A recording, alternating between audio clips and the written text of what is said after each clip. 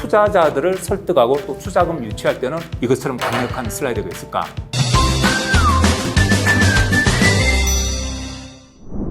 안녕하십니까? 고객의 성공을 지원하는 이석현의 경영스쿨 이석현입니다. 자, 지금까지 설명드렸던 링 캔버스에 대해서 그럼 직접 사례를 가지고 한번 설명을 드려보겠습니다. 에어비앤비라고 많이 들어보셨을 겁니다. 어떻게 보면 글로벌 공유 숙박 업체 비즈니스 모델인데요. 사실은 따지고 보면은 에어비앤비는 한국에 있는 과거의 우리 민박 비즈니스하고 굉장히 유사합니다. 민박이라는 개념은 사실은 어떻게 보면 미국에는 그 당시 없었고 남의 집에 가서 잔다는 건 미국 사람 입장에서 굉장히 불편한 그런 시절이었습니다. 재밌는 사실은 이 에어비앤비 비즈니스 모델이 2008년 금융위기 때 탄생했다는 거죠. 에어비앤비 창업자인 브라이언 체스키는 그 동료와 함께 샌프란시스코에서 아파트에 살고 있었습니다. 근데 샌프란시스코에서는 많은 글로벌 컨퍼런스가 일어나고 있는데 글로벌 컨퍼런스가 사실은 어느 특정 기간에 3, 4일 이렇게 딱 차지하게 되면 호텔에 부킹을 하기가 너무나 힘들게 됩니다. 그럼 샌프란시스코에 있는 호텔에 부킹을 못하게 되면은 거기서 차를 타고 한두 시간 외부로 나가서 거기서 호텔에 숙박을 해야 되고 다시 컨퍼런스 참석하기 위해서 새벽 3을 설치해가면서 아침에 와서 컨퍼런스 참석했다가 또 밤늦게 집에 가야 되는 그걸 비행기 타고 와서 한 3박 4일 하고 나면은 비즈니스맨들한테는 너무나 힘든 거죠. 그래서 그것을 착안했고 두 번째는 앞서서 말씀드렸듯이 글로벌 금융위기가 왔을 때 주머니 사정이 좋지 않은 여행객들은 사실은 고급 호텔에서 잔다는 거는 부킹도 부킹이지만 굉장히 부담이 됩니다.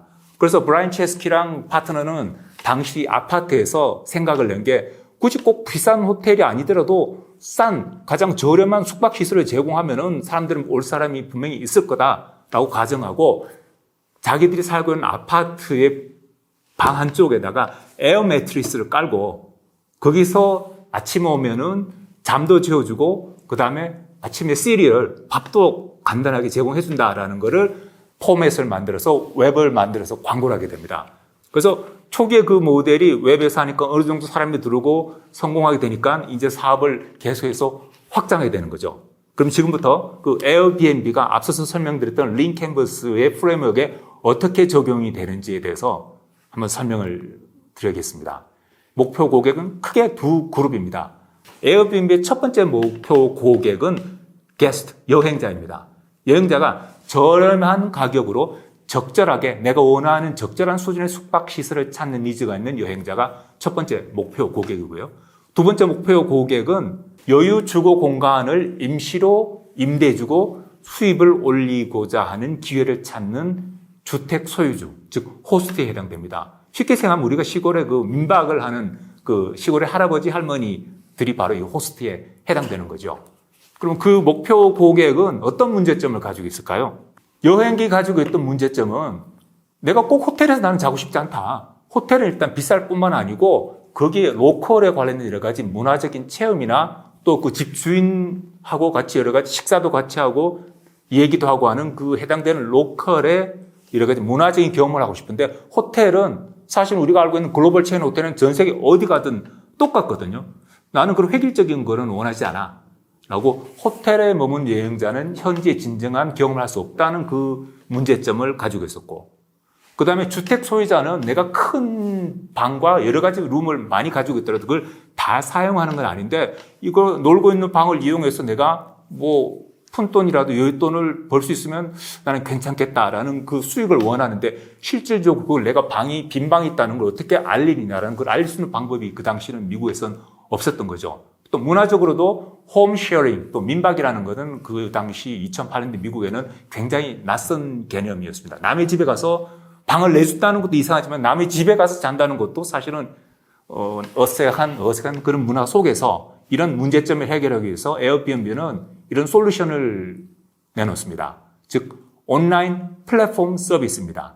여행객들한테는 여행 시에 저렴한 숙박 옵션을 찾을 수 있도록 주택 소유주가 어떤 조건에 어떤 가격에 어떤 방 분위기고 어떤 조건인지를 정보를 다 알리면 여행객은 그것을 다 찾아보고 자기한테 적합한 거를 정해서 거기 가서 숙박을 하게 되는 거죠.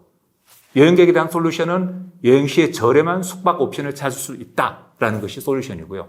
주택 소유주, 호스트에 대해 있어서는 집에 놀고 있는 빈 공간을 1단위로 임대를 해서 추가적으로 수입을 올릴 수 있다라는 것이 솔루션이었습니다. 그러면 밸류 프로포지션은 뭐였을까요? 여행객한테는 에어비앤비를 통해서 숙박을 하시게 되면은 정통적인 숙소 예약도 가능하지만은 훨씬 더 호텔보다는 저렴한 가격, 또 필요하다면은 현지의 그 문화 체험을, 특히 미국의 루이지애나라든지 특정 지역의 어떤 그 카니발 또는 페스티벌이 있으면은 거기에 로컬 사람들한테 직접 그 현장에 가서 문화 경험을 할 수 있다라는 것이 가치 제한이었고요. 또 해당되는 그 룸이 위치가 어떻게 돼 있고 침실은 몇 개이며 위생 상태는 어떤지 그런 거를 여행 정보를 다 제공해서 투명하게 정보를 제공하고 있고요. 또 호스트인 주택 소유자한테는 추가 수입 창출이 가능하다. 그 다음에 내가 여기에 들어간 통제 관리권은 나한테 있다. 특히 통제 관리권은 이 플랫폼에서 이 방은 하루에 얼마다라는 거를 호스트, 주택 소유자가 직접 정할 수 있게 해줬습니다. 그 다음에 또 이분들을 봐서는 걱정거리가 외국에서 오거나 아니면은 국내에서 온다 하더라도 내가 같이 한 지붕 안에서 한 방을 내줘서 자게 되는데 저 사람은 범죄자가 아닐까? 아니면 마약을 한 사람 아닐까? 굉장히 불안할 수가 있는데 거기에 플랫폼 속에서 미리 이 투숙하는 여행객들에 대해서 스크리닝을 해주고 거기에 대한 인증도 하고 심지어는 여행객이 기부를 파손을 하거나 문제를 일으켰을 때 보험까지 들게 해서 안전조치를 해주는, 즉 주택 소유주 가지고 있는 컨선들을, 이슈들을 사전에 다 해결해준다라는 것이 가치 제한입니다. 그러면은 에어비앤비는 어떻게 해서 돈을 벌까요? 비즈니스 모델이 여기는 아까 마켓플레이스라는 비즈니스 모델을 적용하고 있습니다. 에어비앤비는 여행자, 게스트하고 호스트로부터 양쪽으로 다 서비스 수수료를 받습니다. 그 다음에는 체험 수수료를 받게 되는데요.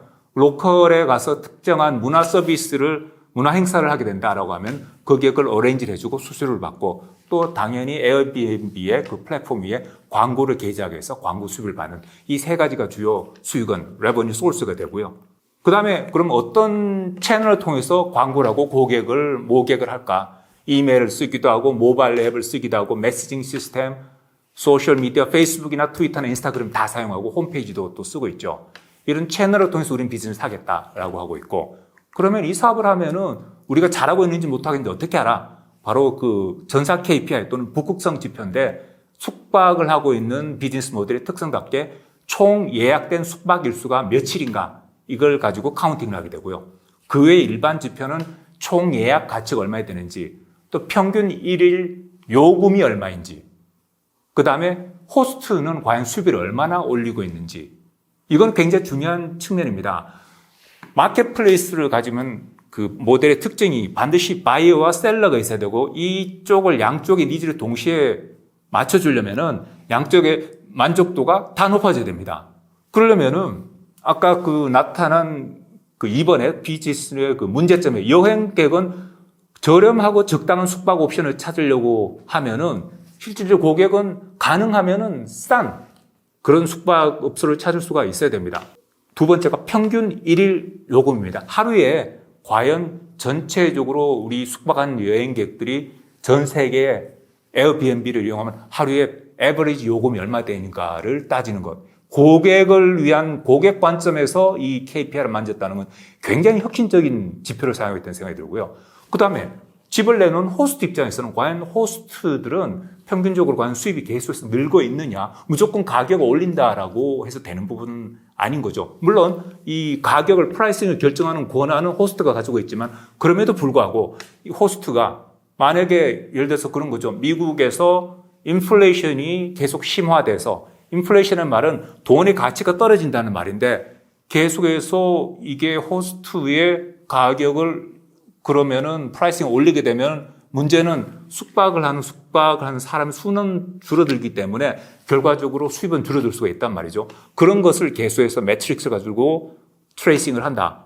굉장히 고객 지향적인, 소위 말하는 고객 중심적인 비즈니스를 하겠다는 의지가 들어갔다는 측면에서 굉장히 인상적인 지표라고 생각을 합니다. 그 다음에 그럼 이런 사업을 하자면은 비용은 어떤 비용이 들까요? 투자자들이 굉장히 알고 싶어 하는 부분 중에 하나죠.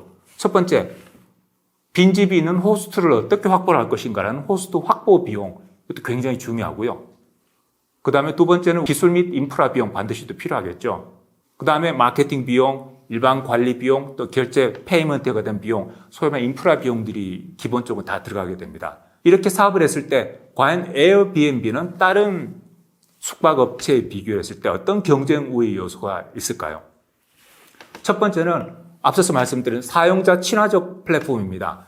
주택 소유주 입장에서는 내가 전혀 신원을 모르는 사람들이 여기 들어오는 것이 나는 불안하고, 그 다음에 이 사람들이 가구나 기물을 파손했을 때 나는 그게 되게 불안해 라는 그런 부분들을 다 보험을 들어주고 미리 해결해 줬고요. 심지어는 나이가 많으신 분이나 주택 소유주들이 자기 집을 이게 깨끗하고 깔끔하게 굉장히 아늑한 느낌이 들도록 하는 분위기의 사진을 올려야 되는데, 이분들이 프로페셔널이 아니기 때문에 처음에 사진을 올렸을 땐 그게 문제가 됐습니다. 그래서 그 호스트가 원하면은 에어비앤비에서는 프로페셔널 포토그래퍼를 현장에 보내서 거기서 가장 그 집이 가지고 있는 그 룸이 가지고 있는 특성을 잘 알 수 있는 사진을 촬영해서 포스팅을 할 수 있도록 지원을 해줍니다. 굉장히 사용 친화적이고요. 또 여행객 입장에서도 마찬가지가 되겠고요. 그 다음에 신뢰 및 안전 조치했다고 말씀드렸고, 또 글로벌 네트워크. 초기는 미국에서 시작해서 점차적으로 확대를 했지만 지금의 오늘날의 에어비앤비는 글로벌 여행을 하고 있는, 특히 배낭족들한테는 굉장히 큰 인기를 얻고 있는 글로벌 네트워크를 가지고 있고요. 또 커뮤니티가 그 안에서도 또 테마별로 형성되는 커뮤니티가 있다. 이게 전통적으로 있던 모텔이나 호텔이 가지고 있던 거는 굉장히 차별화가 된 요소고, 또 에어비앤비는 그와 유사한 다른 공유 숙박 플랫폼하고 비교했을 때도 이런 경쟁 우위 요소가 있다라고 얘기합니다. 지금 제가 말씀드린 이 내용은 아까 처음에 말씀드렸던 그 피칭 데크, 엘리베이터 피치에도 활용될 수 있고요. 이 장을 가만 보시면 총 9장의 슬라이드가 나오지 않습니까?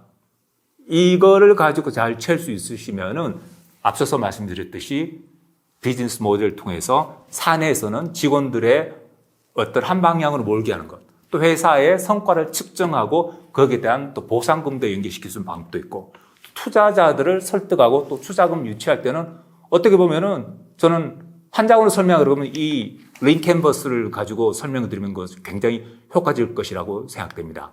단 5분 안에 설명하세요. 10분 만에 설명해 주시라고 했을 때 이것처럼 강력한 슬라이드가 있을까라고 생각이 듭니다.